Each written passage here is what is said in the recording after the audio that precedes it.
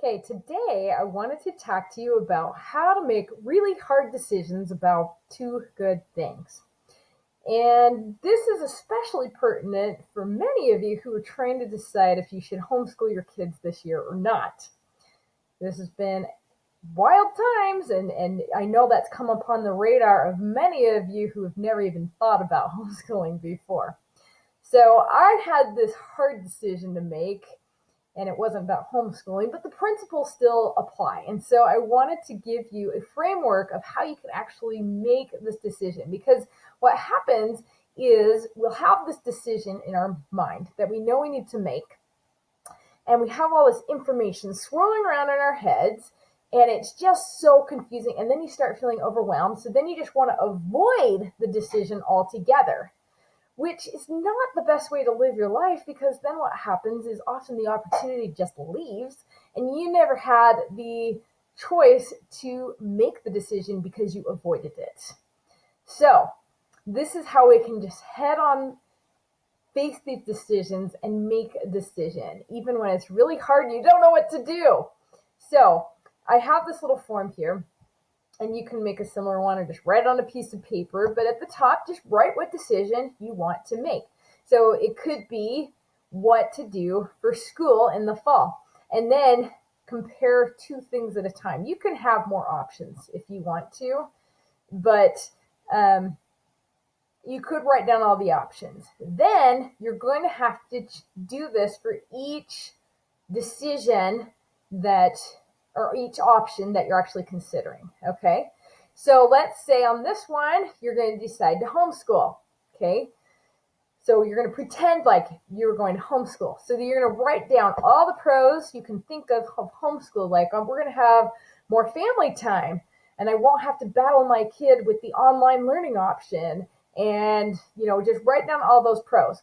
But then you're going to also write down the cons, like, I don't know what I'm doing, or what if the kids won't listen to me, things like that, okay? So just brainstorm. We're going to get this all out of your brain so it doesn't have to keep swirling around in there, okay?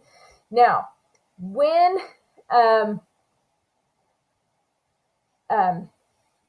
you're trying to make a decision too, what your brain likes to do often is go to the worst case scenario. So it's really good to just shine light on what you think that worst case scenario might be. So here on this side, you're going to write, what is the worst case scenario if I choose to homeschool my kids this year? Maybe it is that they don't learn anything and they go backwards. I don't know. Whatever looks like for you. And then on this side, I forgot to write it down. Okay, what's the worst case scenario if I don't choose this? Okay, so brainstorm that and write that down. Let's just get it out and shine a light on it so it's not confusing your brain so much. And often the worst case scenario is not as bad as maybe we were imagining it. Okay, the next thing we're going to want to do is, how would I feel if I picked this option? If I chose to homeschool my kids, how would I feel? Would I feel excited? Would I feel anxious? Would I feel worried? Write them all down. And then on this side, how would I feel if I don't pick this? Okay. Now, usually when you have a decision that you're confused about, you're going to have both sides of the emotion spectrum showing up. You may have some positive feelings and you may have some negative feelings, right? And you're almost always going to have these uncomfortable feelings, and that's why you can't make the decision, because it's uncomfortable. It's new. You have this decision to make, but it's hard because you haven't made this decision before. Now, if you're going to grow in any way or progress in your life, you have to do things that are uncomfortable. We all know that, but we don't like to still because it's uncomfortable, right? So sometimes it's not, usually it's not going to be totally clear cut to just make a decision based on your feelings, because you may have excited feelings, but then you may have all those feelings of, what if I totally mess up my kids? So that's what this last column is here.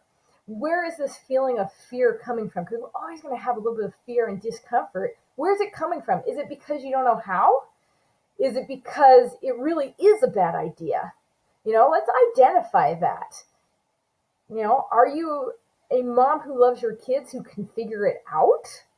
Or is it really a bad idea to have your kids at home in a bad situation? Maybe there is some reason not to homeschool that way. Okay, so what this section is for is to help you evaluate if those feelings that are coming up that are stopping you from making that decision are ones that you could figure out. Like, can you figure out how to homeschool? Sure you can. Anybody can do it that is willing to put in the time and figure it out, right?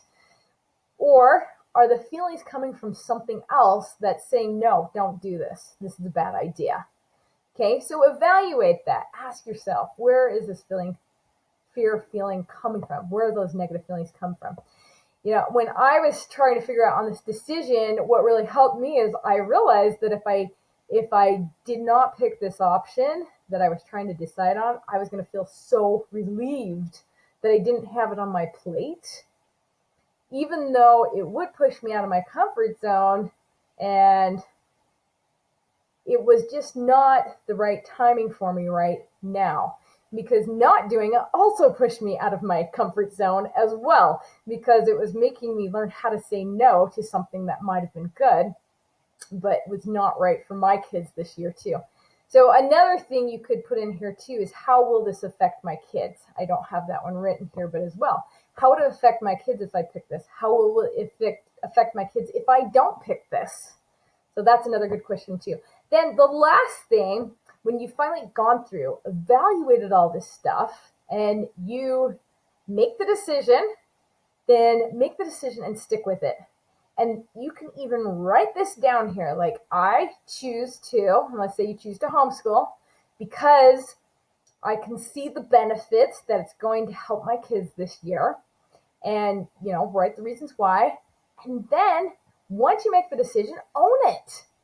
Because often what's hard is our brains want to make the right decision because we don't want to mess up. We don't want to fail, because then we're going to feel stupid, and then maybe we're going to be wrong. But sometimes we don't really know what the right decision is until we try it. And so if we own that decision, then our brains are going to start looking for ways to make that decision work out way nicer. You know, make it work out so that it's going to be awesome. So I'm going to say, this is going to be an awesome homeschool year. I feel super excited about this decision. You can choose that. And if you don't choose that, and you let all your doubts keep swirling around in your mind, it's going to make it a lot more rough. So this is just a little video, and I hope that's helpful for some of you to help you figure out how to decide on some of these big things. Now, I know that on the homeschool decision, once you decide to homeschool, you still have a lot more decisions with curriculum, all that. You can use a similar process here, or you can go watch the other video that I made on how to make a plan for your child, which could help as well. So hope that helps.